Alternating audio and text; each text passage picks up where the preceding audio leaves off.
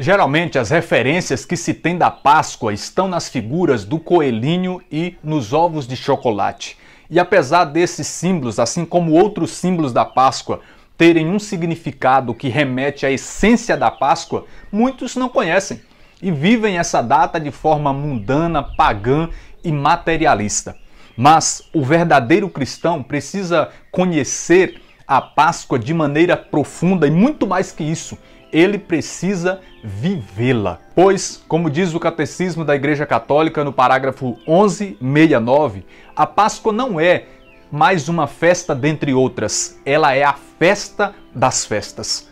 É tanto que a Vigília Pascal, que faz parte do Tríduo Pascal, celebrada no Sábado Santo ou Sábado de Aleluia, na qual nós comemoramos a ressurreição de Cristo, é a mais importante das celebrações cristãs. Mas aqui vamos a um rápido conceito da Páscoa. A Páscoa do hebraico significa passagem. No contexto bíblico, é marcada pela passagem do anjo da morte que veio para exterminar os primogênitos de todo o Egito, mas passou por cima das casas dos israelitas marcadas pelo sangue do Cordeiro.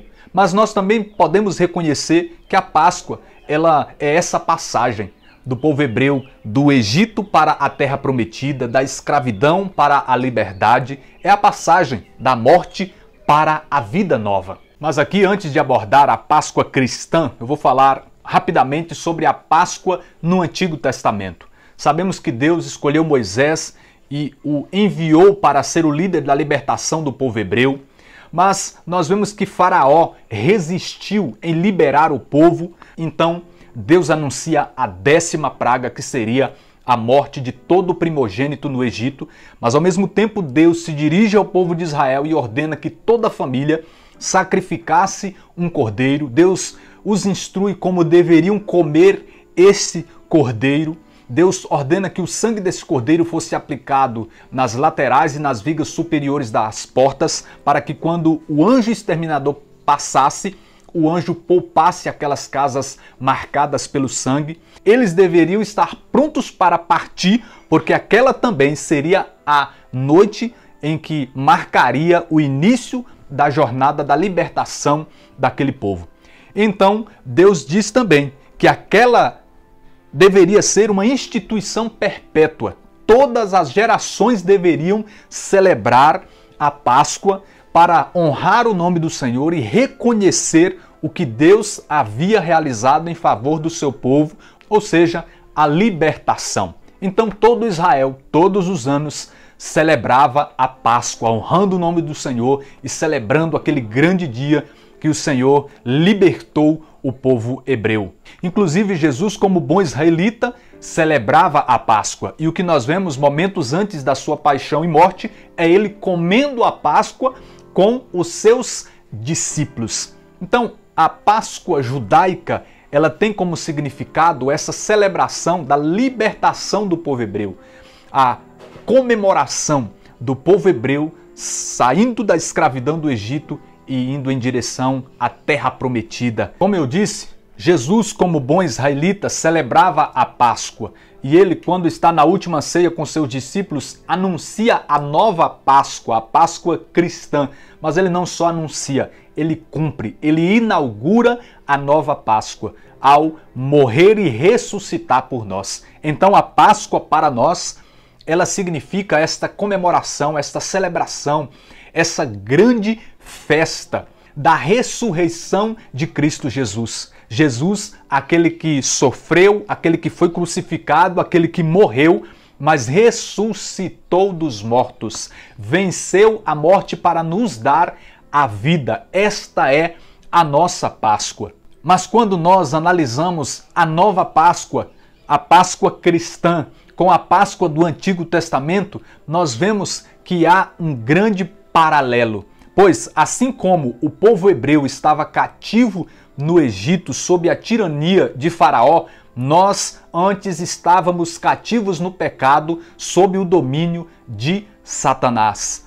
Mas de repente Deus, por ocasião da Páscoa, ordena que um cordeiro, como eu disse, fosse sacrificado. Jesus, no Novo Testamento, é o Cordeiro de Deus que se sacrificou para nos dar a vida. E assim como o povo hebreu estava cativo, escravo no Egito e foi liberto pela mão poderosa de Deus, nós também estávamos cativos no pecado e Jesus nos concede a libertação, pois em João capítulo 8, versículo de número 32, está escrito o seguinte: conhecereis a verdade é o próprio Cristo, e a verdade vos libertará. João 8,36 está escrito: se, portanto, o Filho vos libertar, sereis verdadeiramente livres. Colossenses capítulo 1, verso 13 vai dizer que nós fomos arrancados do poder das trevas e transferidos para o reino do seu Filho muito amado. Assim como aquele povo foi liberto através de Cristo, nós também o somos. E assim como Deus, ao libertar aquele povo, exigiu daquele povo obediência para que aquele povo fosse a propriedade exclusiva dele, pois veja só o que Deus diz em Êxodo capítulo 19, verso 5. Agora, pois, se obedecerdes a minha voz e guardardes a minha aliança, sereis o meu povo particular entre todos os povos.